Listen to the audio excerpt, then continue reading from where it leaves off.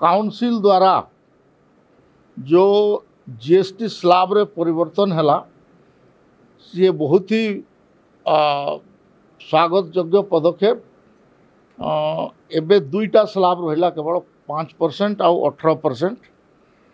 एतार द्वारा चाषी रो कृषक रो श्रमिक रो एवं गरीब लोकंकर लाभ होबो, दरदाम सस्ता होबो एवं भारतर अर्थनीति खूब तीव्र गति रे आगू चलो।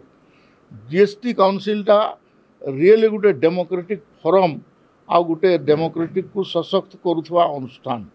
एथिरे भारत सरकार भी गोटे भोट एवं बाकी सरकार मानकर स्टेट गवर्नमेंट मानकर मध्य गोटे गोटे भोट। तो सिथिरे यूनानिमसली ये थर पास होइछि।